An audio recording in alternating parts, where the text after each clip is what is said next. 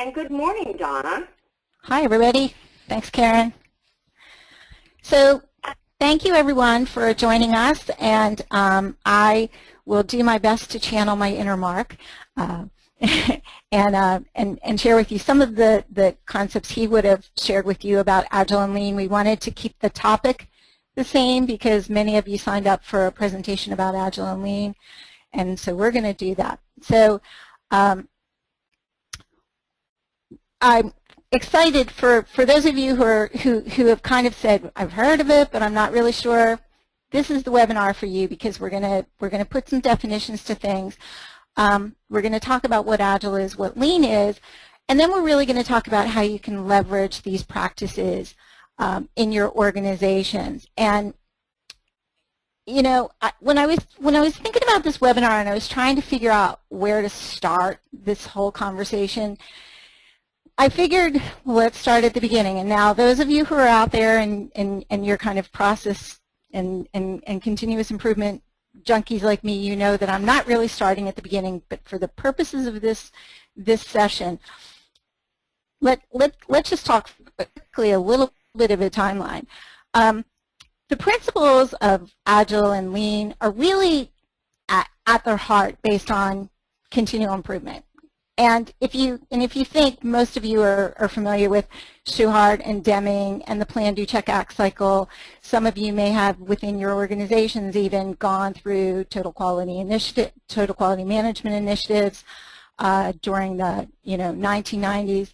But Lean actually had its start earlier than that. If you look back, the concept of Lean, the term Lean manufacturing, was really coined based on an understanding of the Toyota production system that really spoke to how, after World War II, the Japanese companies were refining their manufacturing processes, and a lot of what the work that they were doing was actually based on the teachings of folks like Deming and Schuhart, and an understanding of what Deming was trying to teach them.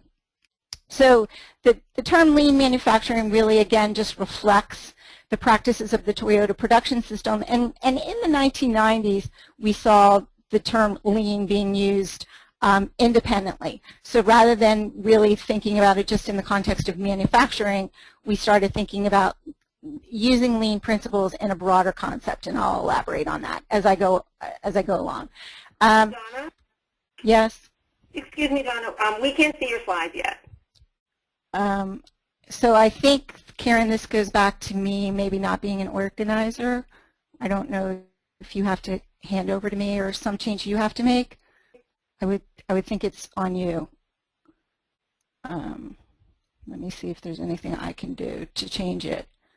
And I apologize, everyone. I didn't realize you couldn't see my screen. I'm not sure, Karen. I think it's something you have to switch over to me. Oh, okay.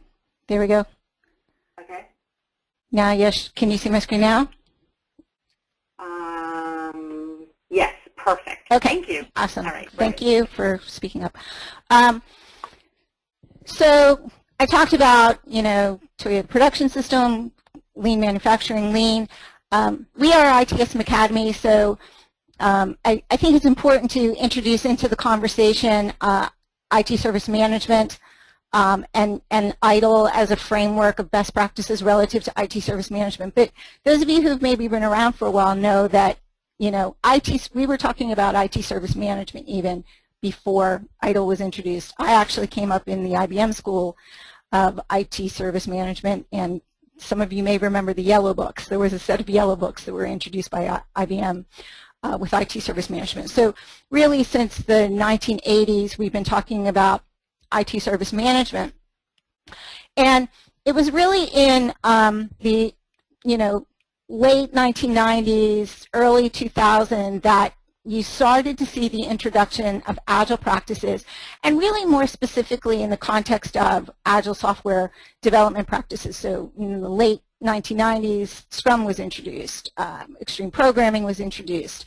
And in 2001, a group of developers got together and created the Agile Manifesto. And it was really at that point that that the concept of Agile in the context of software development came into our vernacular and began to be embraced in organizations. And we'll talk more about that as we go along. And in 2009, the term DevOps was coined.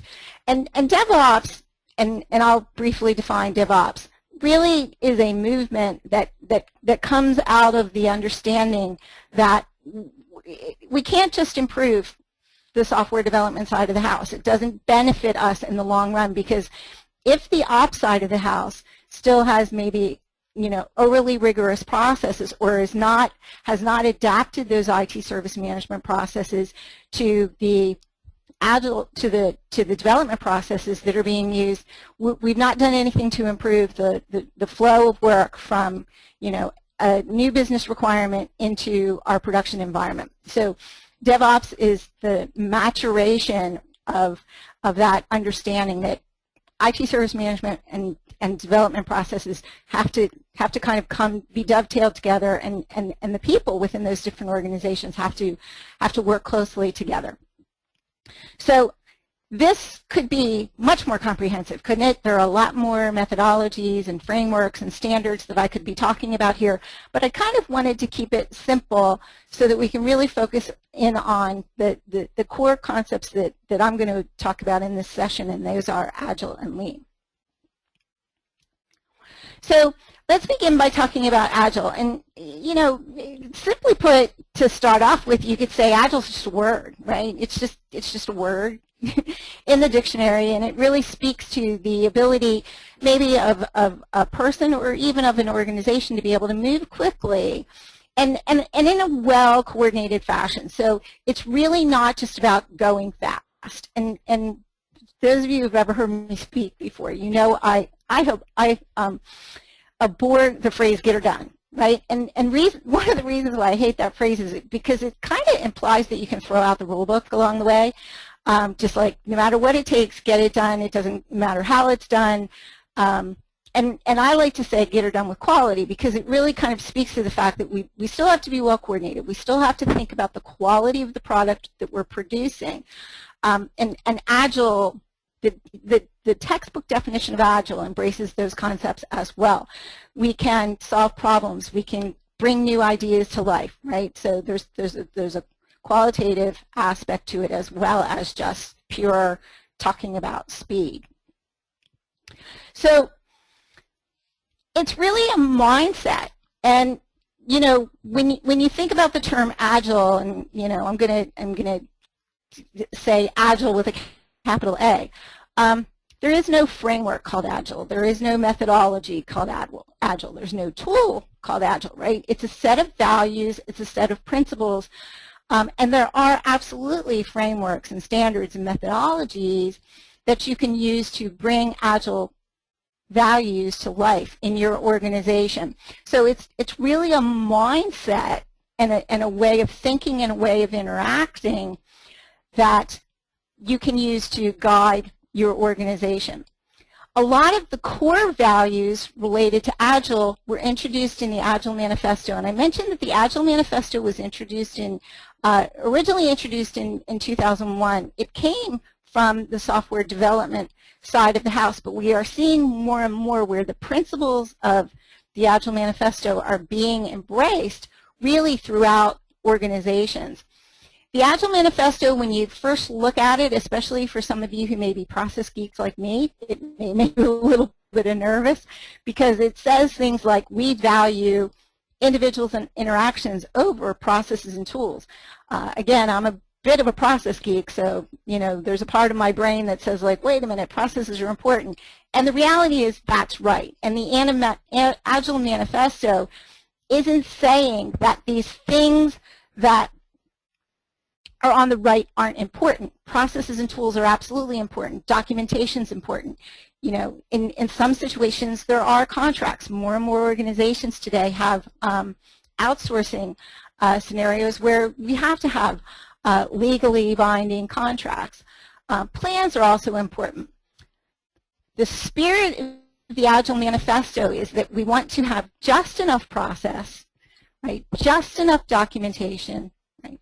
Just enough of a plan in order to enable the things that are on the left. And really what's important in this day and age is that people be able to work together, that we facilitate collaboration, whether it's collaboration with our customers or it's simply collaboration with all of the different functional units that are, part of the IT organization, the development teams, the ops teams, the information security teams, the QA teams, right? There's, innumerable teams within IT that all have to work together.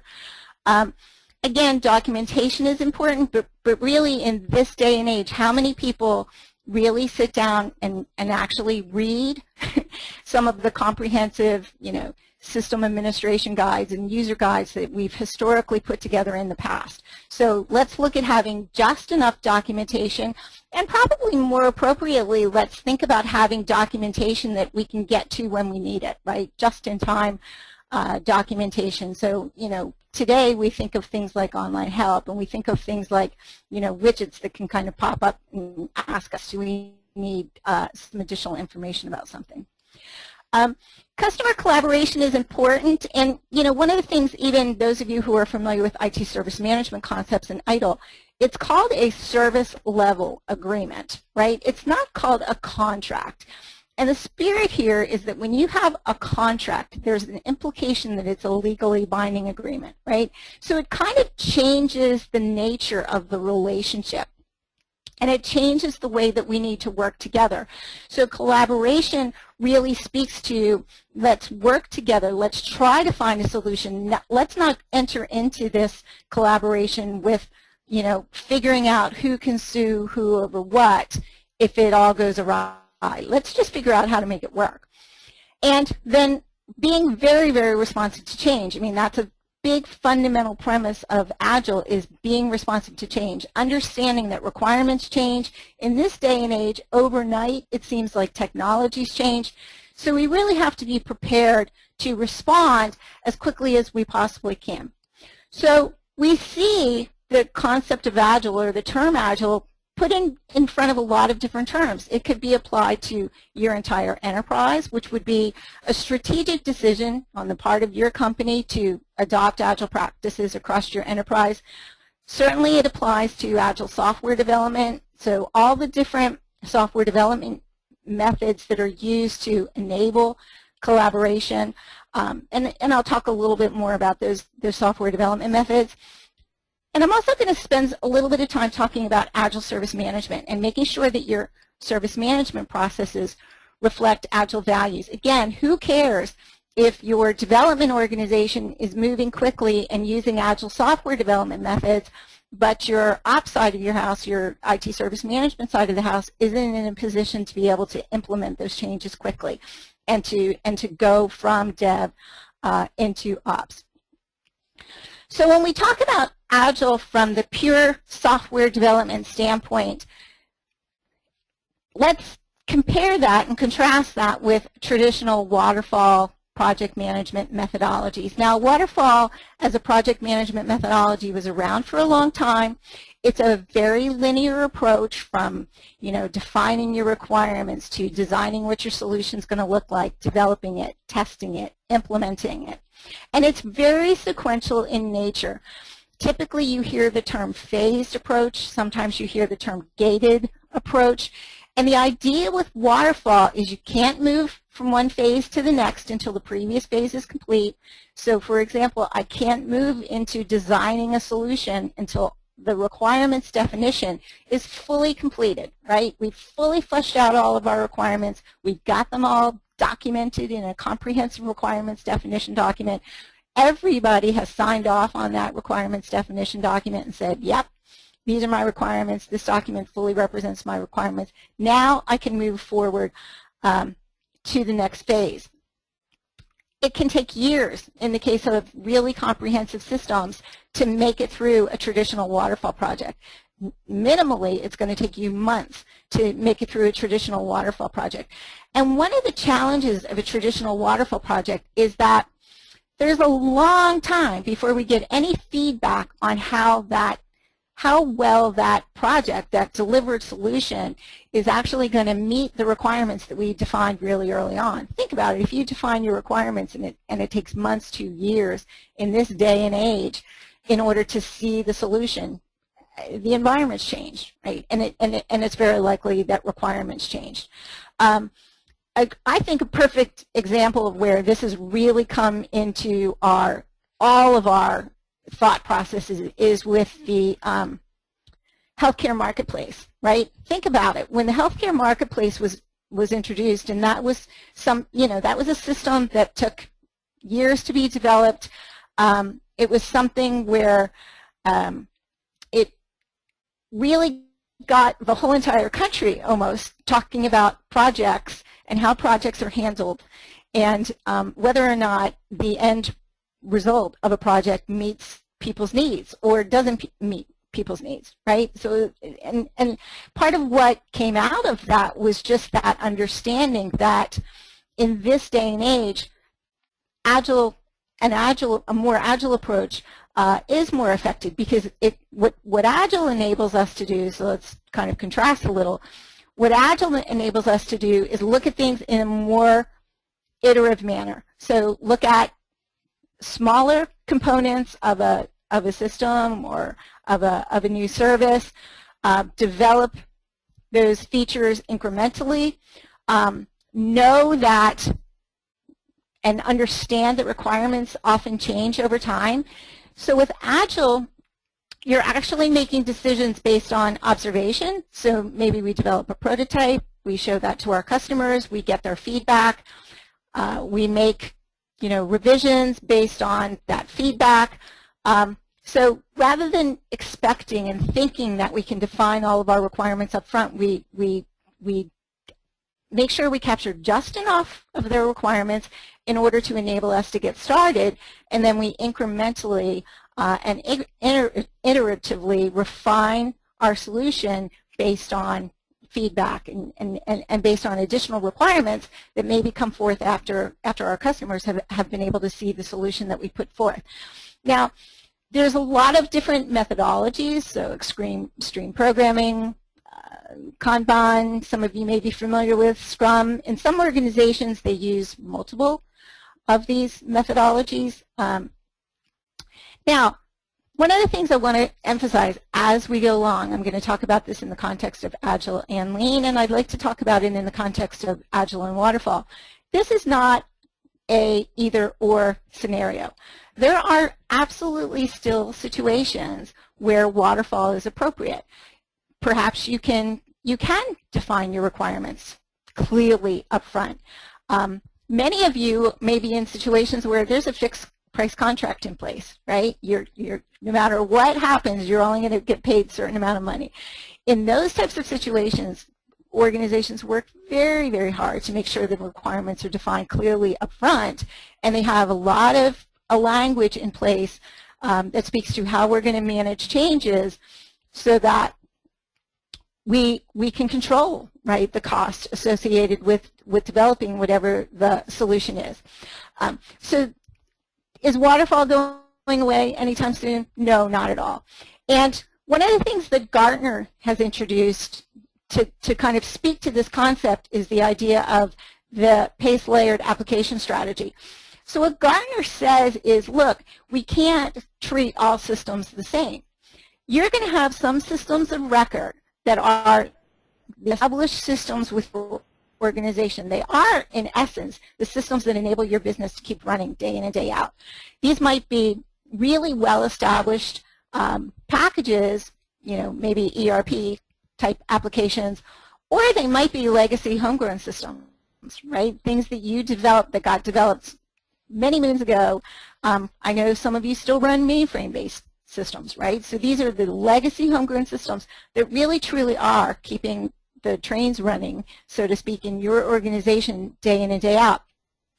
In a lot of cases, these systems are perhaps pretty mature, and so there aren't a lot of changes going on any given day. But when changes do occur, these these systems very often are regulated systems. Maybe there are, these are systems that are being audited on a regular basis. You have regulatory controls that you need to address relative to these systems.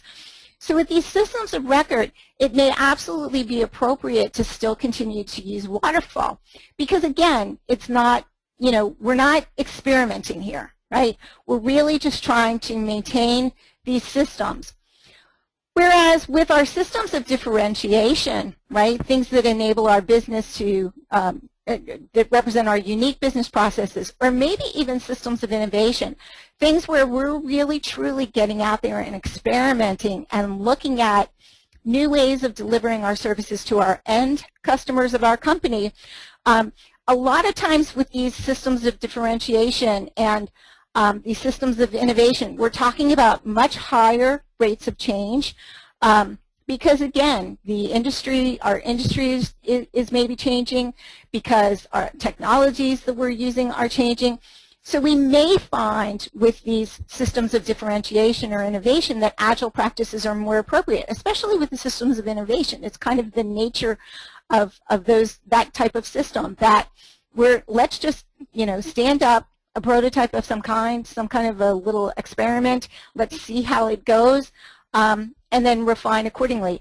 The point is, let's not spend a lot of time and effort and money developing something that at the end of the day may not be of value to our customers or may not at the end of the day benefit our business, right? So Agile gives you the flexibility of applying that type of thinking. So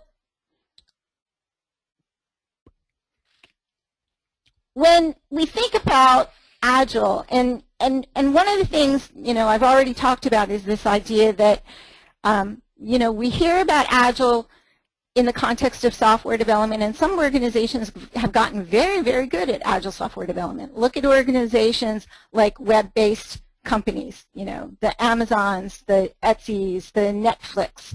These companies live or die by their ability to innovate and by their ability to quickly make new features available on their websites. So you will very often see a heavy emphasis on Agile in those types of organizations. Not to say, again, they don't have some good old-fashioned waterfall projects going on for some of their systems.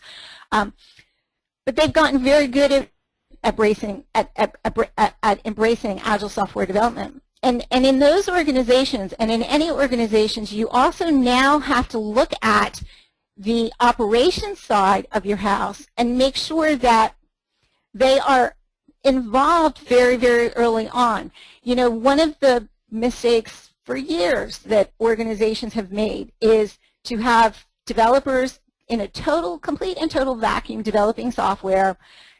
When they're just about ready to deploy that software, maybe then they come into the change management process, or maybe then they come into the release and deployment management process, and they kind of throw it over the fence to the operations side of the house, and ops just isn't ready. So what a lot of organizations are doing is bringing the operations folks, and when I say ops, I'm not just talking about IT operations. I'm talking about information security. I'm talking about the QA folks. I'm talking about the system administrators, right?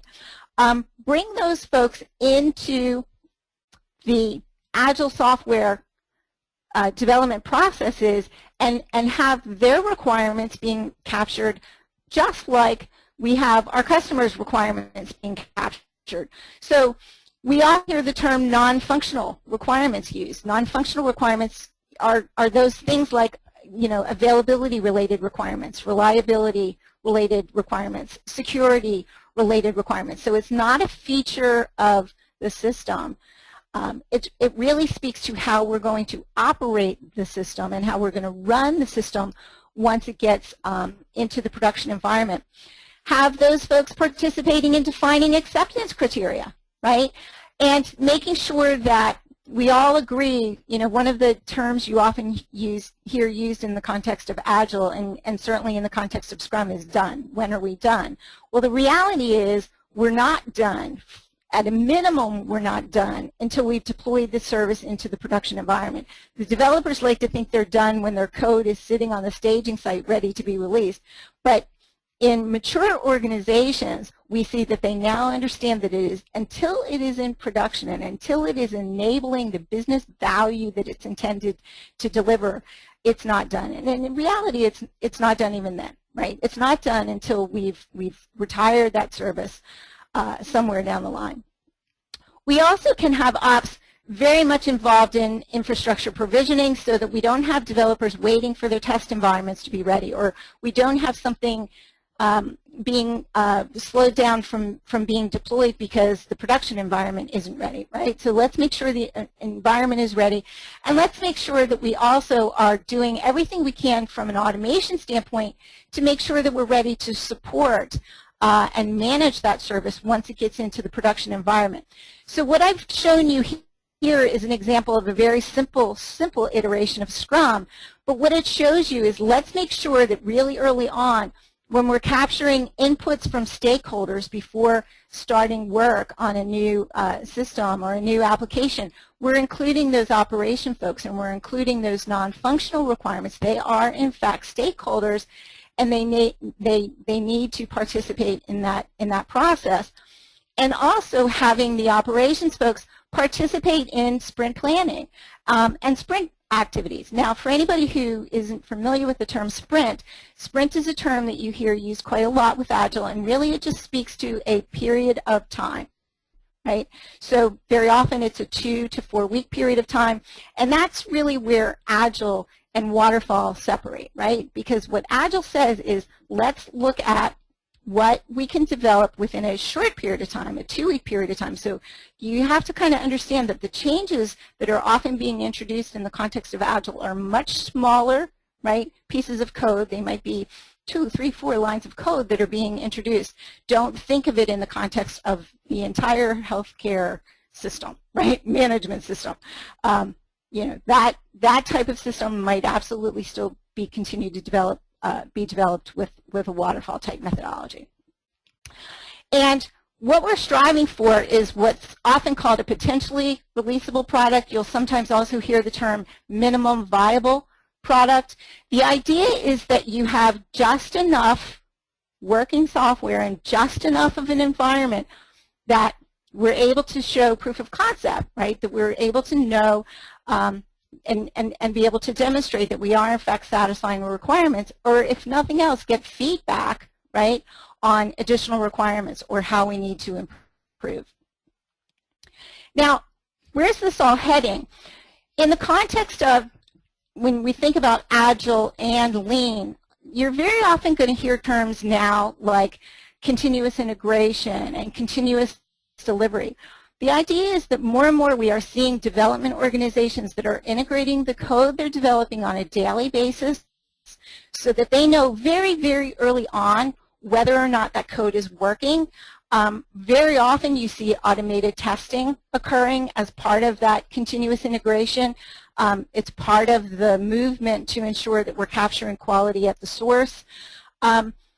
We see continuous delivery into at a minimum, a staging environment. And here's where we then see starting to bundle some changes together into releases before we introduce them into the production environment. You wouldn't necessarily, and some organizations are practicing continuous deployment, which means from the point at which I integrate a piece of code, if I automatically test it successfully, it can automatically then be pushed into the production environment.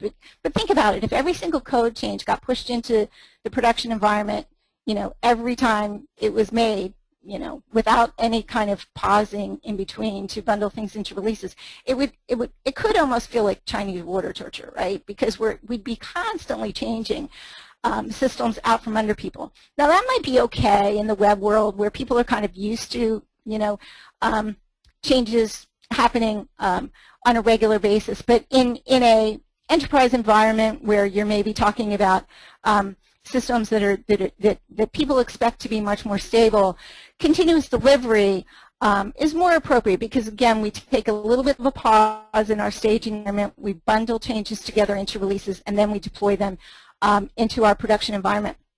But all of this is being supported by a lot of automation behind the scenes, a lot of integration of technology behind the scenes, and all of this, hopefully you even just get the sense from looking at this particular figure, all of this implies we're moving a lot more quickly in this day and age. So part of what has to happen is we have to make sure within our organizations the dev and ops are collaborating very, very closely together throughout the development lifecycle, and then we're also applying Agile and Lean practices in order to smooth out the flow associated, with our deployments.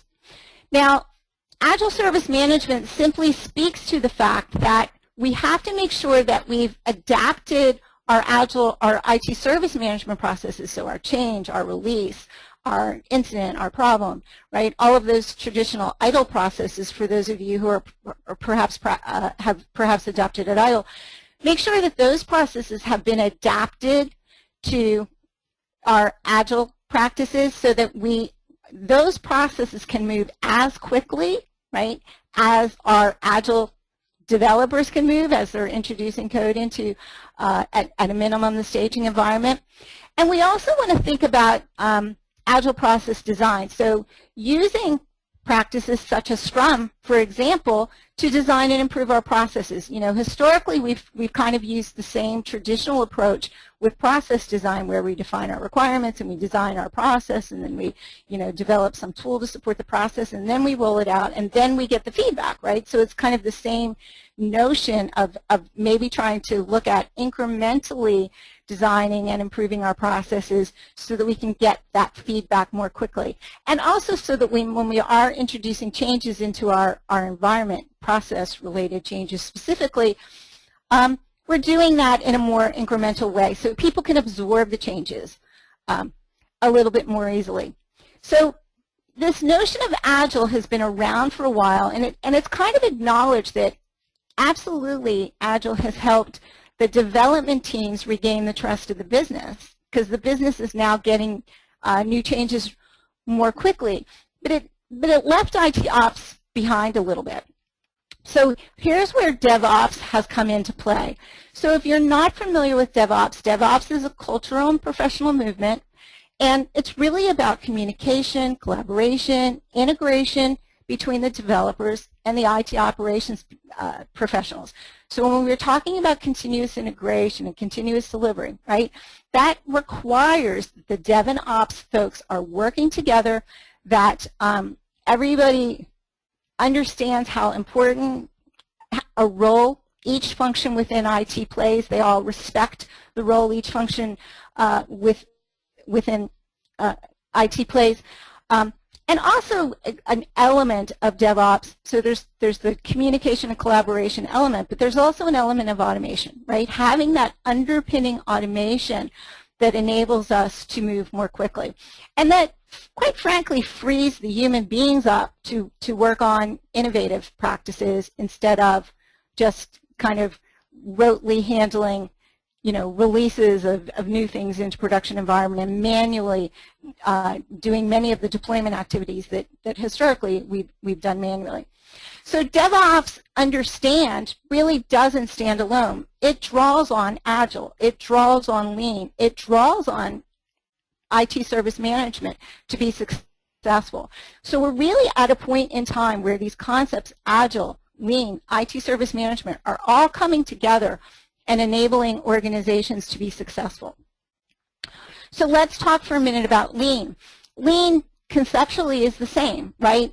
It's a term, but more often than not, when we talk about Lean, we talk about in the context of Lean production. And again, that kind of flowed out of the Toyota production system that really encourages organizations to focus on reducing waste and improving the flow of our processes in order to improve overall customer value. And when we talk about flow, we're really just talking about how people, and products move throughout a process. When we talk about people moving through a process, think about the classic example of a service desk. When you come into a service desk, how easily are you able to get a hold of someone?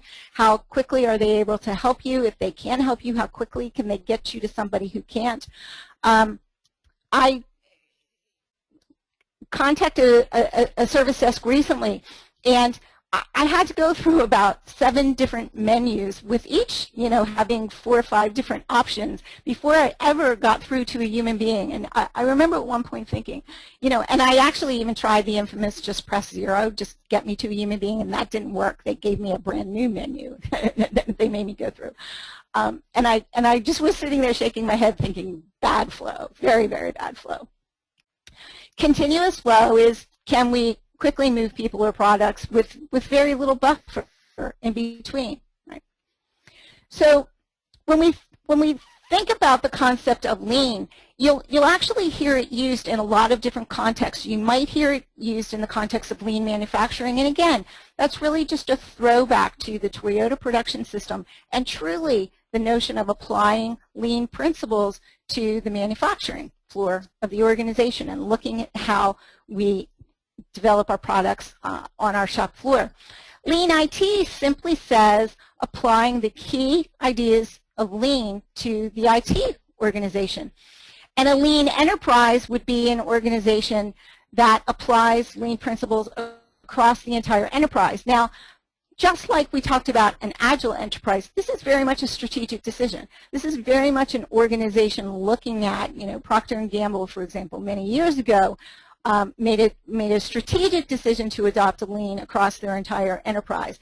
And you see, and it shouldn't be a surprise to you that very often you see some of the early adopters of lean from an enterprise standpoint are manufacturing companies, right? And because they kind of embraced and came to understand that, oh, okay, these concepts aren't just relative to manufacturing, they absolutely can be applied across the enterprise. Lean IT, really, when you think about where we are in IT, it makes sense that lean IT has its roots in lean manufacturing. Part of why lean was introduced is because you had engineers who were drawing these products on paper that the shop floor couldn't actually build. So we need to make sure from an IT perspective that we're not doing the same thing, that we don't have awesome, talented software developers who are developing stuff that can't run in our production environment. So very much we have the same spirit as we bring lean into our IT organizations. So when we think about lean, or when we adopt lean thinking, there are really 5 core principles that come into play. And the first, and this is a core principle with IT service management as well, think about things always from the standpoint of our customers. It's about the business, and really more importantly here, it's about the end customers of the business and making sure that everything we do is going to serve those customers.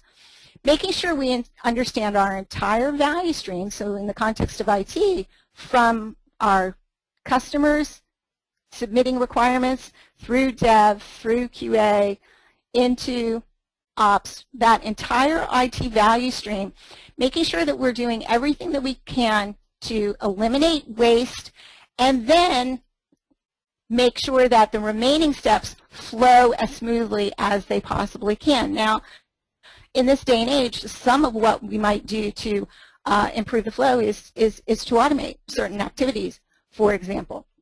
And we also want to make sure that we are letting our customers tell us what they need. It's a pull system, right? And IT service management introduces the concept of demand management. Excuse me, which is a similar premise, right? Making sure that we understand what our customers want and delivering only what our customers want when they want it and not any more. Delivering any more than what our customers want at the end of the day is going to be waste. And then the 5th value is pursuing perfection. One of my favorite quotes is on the next slide, and it is that perfection is achieved not when there's nothing more to add. And the spirit of that statement is there is always room for improvement, right? There is always room for improvement. You're never going to reach perfection from the standpoint of nothing more to add. But perfection is achieved when there's nothing left to take away. So our process is as simple as it can be. Our service or our application or our system is as simple as it can be and still achieve the goals of our customer. And it's the voice of the customer that we have to listen to in order to understand when we've achieved perfection. Lean introduces 3 concepts, Muda, Mura, and Murray. And I think most of us understand the concept of waste. Having, too many handoffs, having too many approvals, having overly rigorous processes that don't enable us to take the risks that maybe the business needs to be taken in order to be successful.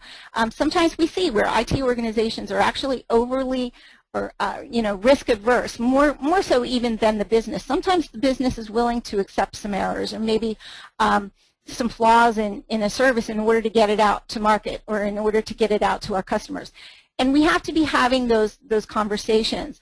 But having said that, at the end of the day, it's going to be up to your customers to make that decision. I read an article recently by a director at Raytheon who said, they introduced Agile practices into their organization, but at the end of the day, it's still their customers that are very nervous about this whole Agile concept, and because they feel it's risky. They feel at the end of the day it's going to cost more. They don't really necessarily, they're not yet willing to embrace that idea of moving too quickly. It makes them nervous. So at the end of the day, it's up to your customers to say, right, how quickly we need to move, how lean we need to be. Inconsistency is something we absolutely understand can cause issues within an IT organization. Today, one of the things that is crippling some organizations is the complexity of their infrastructures, right? And if you haven't been able to introduce standardization, if just about every server in your enterprise is just a little bit different, then you need to know that you're gonna move more slowly than an organization that's tried to eliminate some of that inconsistency and adopt more standardization across their organization. And overburden is also one of the key considerations that we need to look at. And the classic example is, again, of dev, cranking out the new changes, but the ops side of the house being completely overwhelmed with all of the projects that are in flight at any given point in time, trying to receive those changes into the production environment and support all of those new systems and services, and just really not having the resources to do that because perhaps they weren't engaged early enough to ensure that they were prepared and to ensure that they were adequately resourced. So we really, one of the things that Lean helps us to do, and there are lots of Lean tools that we can use, reducing that waste, finding ways to smooth out the flow across our organization, to understand what the root cause of any problems are that we're experiencing in our organization, to make sure that, from a value stream standpoint, one of the techniques you see a lot in very, very mature organizations, you see value stream maps all over the place because they've really taken the time to look at how their work flows across the different functions within an IT organization. They've done time analysis. They've looked at and they've done waste analysis to see where can, how can we streamline that flow and make sure that we're moving as quickly as is appropriate given our customers' needs. So I actually have a homework assignment for all of you. One of the things I challenge you to do is look at this slide and pick one of these Lean tools and just do a little bit of research and learn about that Lean tool. Or if you're familiar with one of these Lean tools, maybe you're seeing Kanban boards around your organization, but you don't quite understand Kanban and how it works. Do a little research. The good news about Lean, because it has been around since, the 1940s, there is a huge amount of information available about these tools and how you can introduce them into your organizations. And one of the fundamental premises of Lean is that, and if you go back and you look at Deming and you look at the fathers of these different movements, they all saw these activities, problem solving, value stream mapping, plan, do, check, act. They saw all these activities as occurring every day, as being part of the way we do our work. They didn't see using these Lean tools as part of a big program or a big initiative that you only did once in a while. They saw them being just tools that we learn how to use. We learn how to use them very, very effectively, and we use them day in and day out. They become just the way we do things around here. Problem solving is a really good example. ITIL introduced problem management very early on, but I think that there are still a lot of organizations that are only using problem management for big, hairy, ugly problems, right? Major outage-causing problems, and not necessarily using problem management techniques day in and day out to really just look at how we can improve our processes, or why are we having problems with our processes? Why is there overwhelm in part of our organization? So one of the things that A3 thinking does, for example, is enable you to really kind of on a single page. A3, the spirit of it is, A3 is a paper size, right? To be able to show on one piece of paper the thought process that we're going to use for taking a challenge, figuring out why, or looking at a problem, why is that problem happening, and what are we going to do in order to eliminate that problem. It very much has a plan, do, check, act spirit to it. So again, a little bit of a homework assignment for you. I hope that you will pick one of these tools and take it back and start practicing it in your organizations. And you can start this week. Just start introducing the vocabulary, start introducing the technique, right? And start thinking Lean. There are lots of great tools that you can use to do that. And I've given you a lot of different examples here of where we see waste in our organizations, and you know where these places are. You know all of the times where you're handing off, or you're ping-ponging back and forth from one group to another. How can we prevent that ping-ponging? How can we capture information once instead of having to take information from one system and rekey it into another system? Where can we work in parallel, right? So rather than dev and ops working separately, how can dev and ops be working together in parallel in order to introduce changes into our environment? So there's lots of opportunities, and really you in each of your organizations can prioritize where you can find those places to improve the communication across your organization, improve collaboration, improve integration across all of the different functions in IT. I love Tom Peters' quote, just almost all quality improvement comes from simplifying. So, one of the things you can always think of is, and sometimes we say it in frustration, like, oh, there's got to be an easier way, right? But, what's the simpler way, right? Perfection is when you can't take anything else away, right? What's the simplest way we can do and still maintain control? Now, how are you going to know when you're successful? Well, the business is going to tell you, right?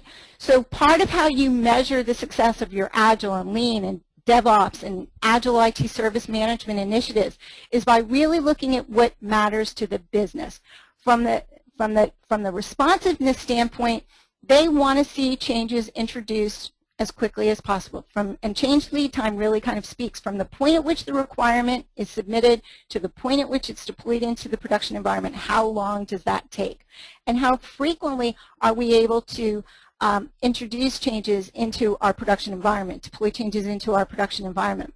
And remember that it's a balancing act here, right? It can't just be about speed, because if it's about speed, then all you've got is get her done. Right? And chances are you're going to wreak a little bit of havoc in the production environment in the process. So you've got to get her done with quality, right? You have to make sure that if we are moving quickly, we also have the mechanisms in the operational side of the house to, as quickly as possible, detect incidents when they happen. And hopefully we're detecting incidents really early on. Maybe we're detecting incidents even in the staging environment or in the testing environments before they even get deployed into the production environment. But if they do find their way into the production environment, how quickly can we detect incidents and how quickly can we recover when those incidents affect our customers.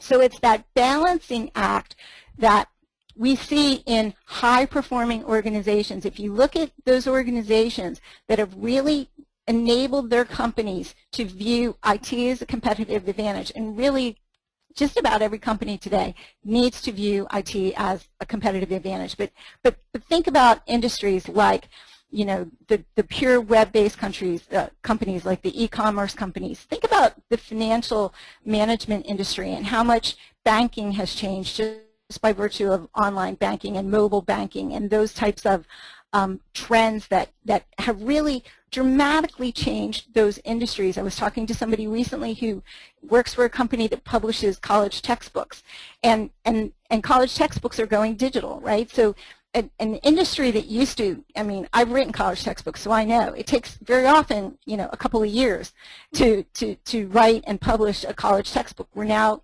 dramatically reducing the amount of time that happens because of digital technologies. So those companies that really get it, that IT enables them to have a competitive advantage, have to figure out how to strike this balance.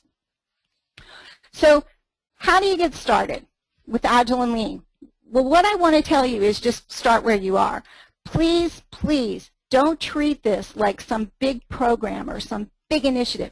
You know, one of the phrases, anybody who's been around IT service management for a while knows we hate the phrase implementing idle, right? Because it kind of implies that you're going to have this project and at some point you're going to be done. Well, it's the same way with Agile and Lean. It's really about understanding your past, understanding how you got where you are, right? Your processes are what they are, right? Your organizational culture is what it is. It's that way for a reason, and you have to honor that, but you don't have to be bound by it. So really look at today, starting today, look at ways that you can start experimenting, that you can start taking intelligent risks, and more importantly, learn from those risks. You often hear the term fail fast in the context of Agile, because the idea is experiment, right? See how you did, capture the feedback, learn from it, and move forward. And do it as quickly as you intelligently can based on, right, the risk profile of your organization. And before adopting Agile or Lean practices in your organization, you kind of have to get clear on why you're doing it. So you have to tie anything you do from the Agile and Lean perspective to those end customers and to the strategic goals of your business. You're never going to go wrong introducing improvements when you're coming at those improvements from the spirit of delivering greater value to your customers and delivering greater value to your business.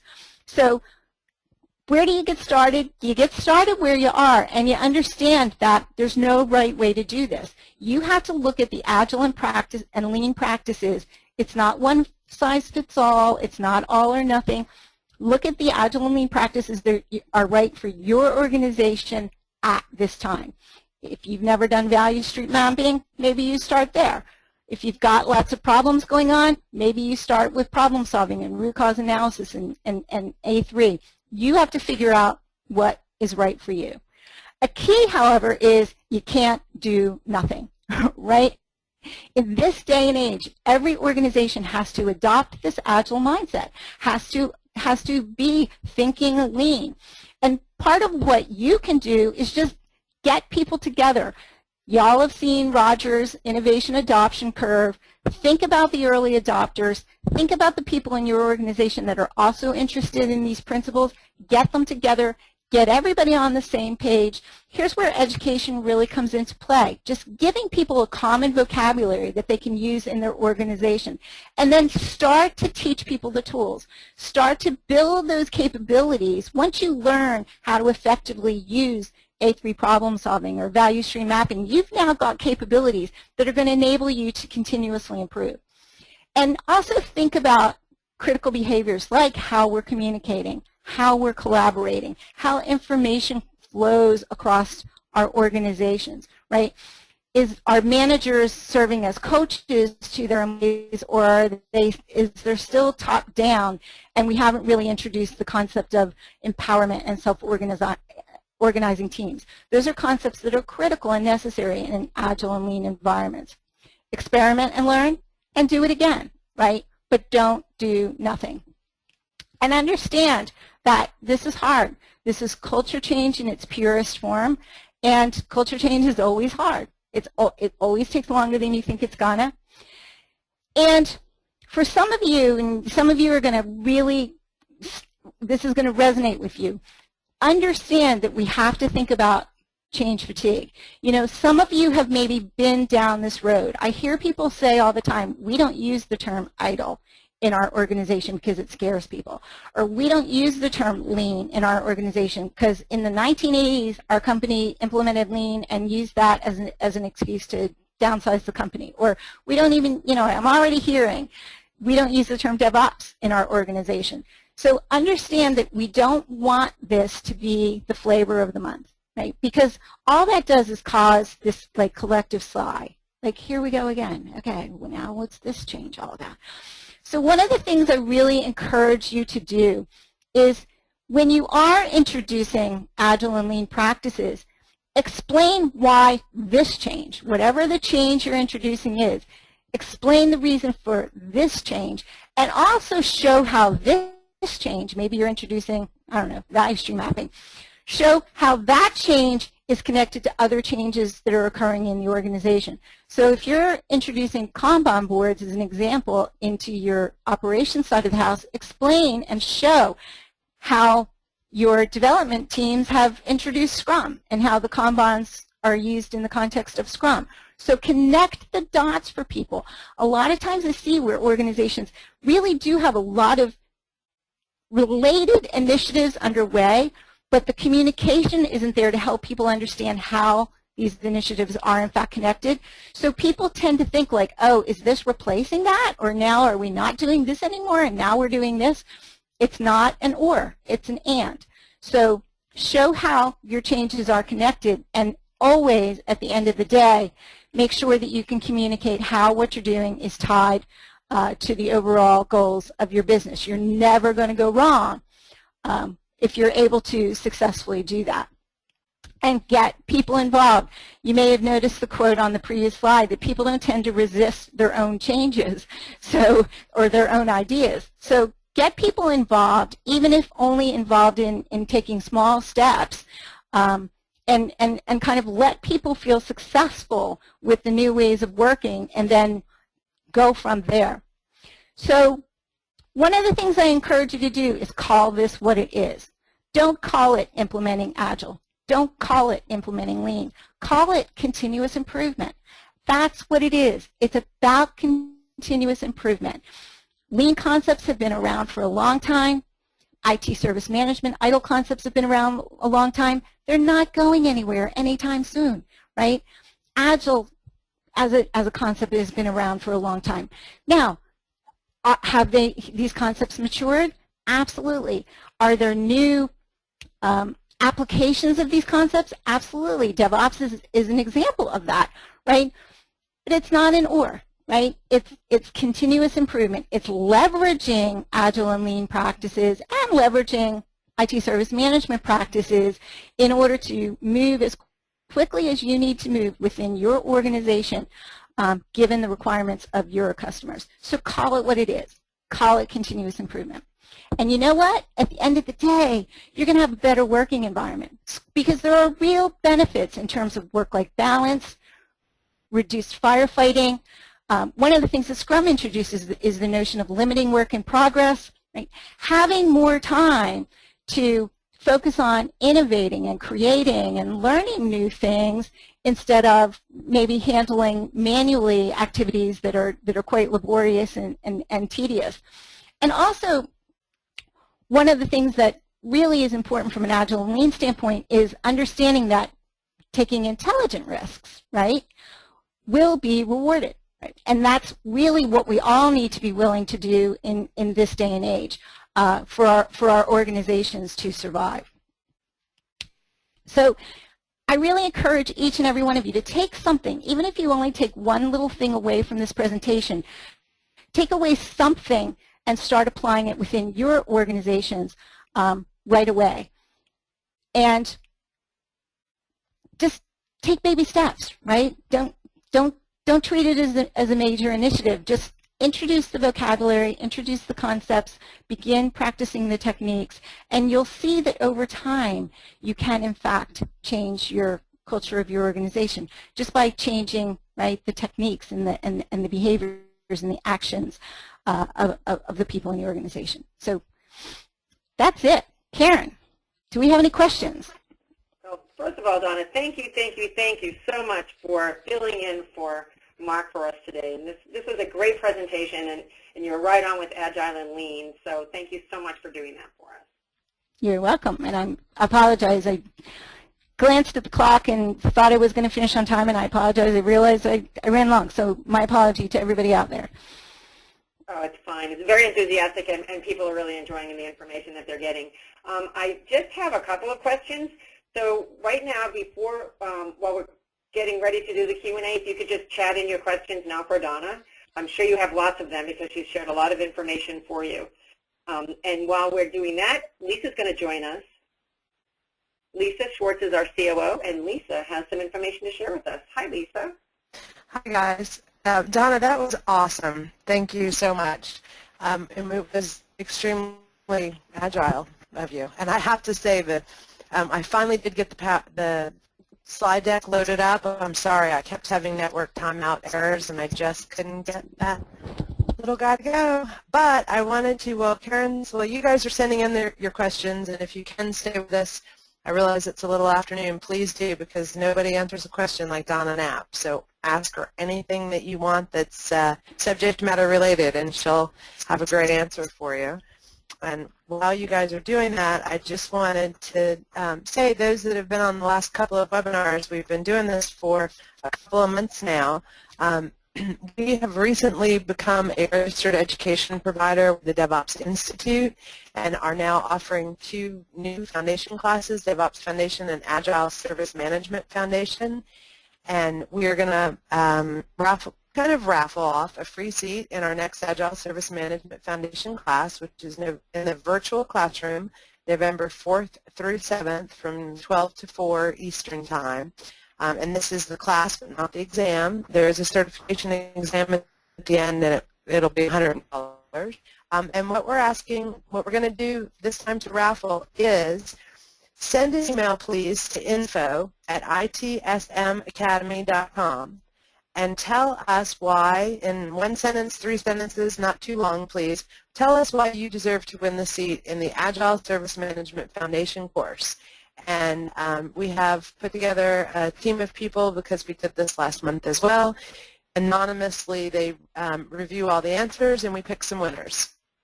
And yes, I did say winners plural, because there were some really, really good submissions last month, so we gave out more than 1 seat. So again, tell us why to info@itsmacademy.com for the November 4th virtual Agile Service Management Foundation. That give you long enough, Karen? No, but I don't have any questions. I have 1 question so far, Donna. So I have 1 question for you. Okay. But I did chat in that email address for them to send in the why they should be a winner. Okay, thank you. So that's in your chat if you want to send that in for us. And did you see Miguel's comment? Donna is going to, that's going to make Donna smile so much. It makes me so happy. Thank you, Miguel. It is going to make her smile. And just before we start that, for those of you that do need to drop off, I'd like to remind you that our next webinar is scheduled for Thursday, November 20th, when Eveline Orlick, she's Principal Analyst at Forrester Research, is going to be joining us. And her presentation will be on Service Catalog and the concept of a Service App Store. So we look forward to having you join us for that one. And Donna, here is what Miguel said. You're going to love this. He said, "This is the best Agile information I have seen. I am glad that Donna gave this webinar. Has she written an Agile book?" Well, thank you for that. And the answer to that question is not yet.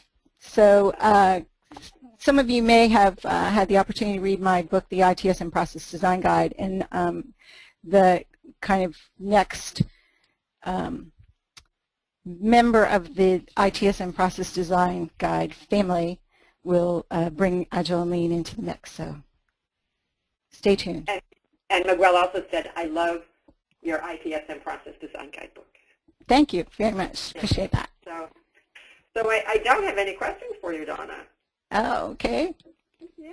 Well, I hope then that means that the folks who kind of were saying, heard of it but not quite sure, I hope you got the information, I hope you got a better understanding. I mean, this is a 45-minute webinar, right? So there's only so much you can do in that period of time. But hopefully, you know, I'm an educator, right? So part of what I always want to do is help people understand the vocabulary, help people understand the core concepts, and maybe also just give you some things you can Google, right? So I really do hope each and every one of you will go Google at least one Lean tool and learn a little bit about it and begin applying them in your organization. And those of you who kind of said we're very agile, my question for you is, you know, do you have Agile service management processes in place, and have you, you know, are you really good on the dev side but not so much yet on the IT service management side? And so you have now hopefully the vocabulary that will help you go talk to the dev stuff and folks and just kind of say like, hey, how can we work together?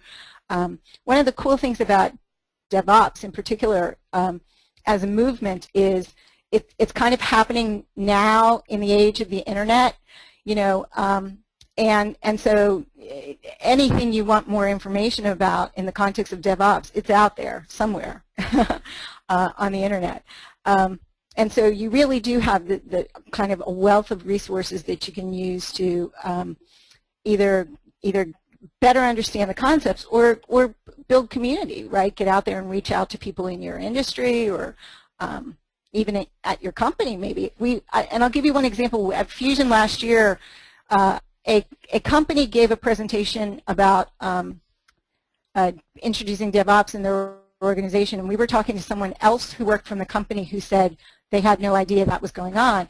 And it made sense to me because it was a pilot initiative and they were doing it in one small part of the organization. And you may have the same thing where you may have Agile practices going on in one relative to one, you know, set of applications or services in your company, and it hasn't yet made it mainstream in your company. So it kind of gives you the opportunity to kind of find where maybe those pilot initiatives are going on and getting on the ground floor of those types of initiatives, or if nothing else, get out there and talk to those development folks and begin participating in the stand-up meetings or the scrum meetings and bring those things over to the ops side of the house if you're on the ops side of the house. So that's it. I'll stop talking now. Thank you. Thank you, Donna. And that's all the time that we have this morning. So again, we will email all of you the link to the Q&A from this session in just a few days. And thank you so much for your time. And just another reminder that our next webinar is Thursday, November 20th, when Eveline Orlick is going to come present. She's the principal analyst at Forrester Research, and her presentation is going to be on Service Catalog and the concept of a service app store. So we hope you join us for that one. And most of you have requested pre-registration for the next webinar, and if so, you'll receive a confirmation by email. For those of you that haven't registered, we'll send you an invitation. And as you log on, if you could just take a minute to complete the post-webinar survey, your feedback is very important to us as part of our continual service improvement process. Thank you again for joining us. Thank you again, Donna, for a great presentation. And thank you, everybody. Yeah, thank you. And have a wonderful day, everyone. Have a good one, everybody. See you. Bye-bye.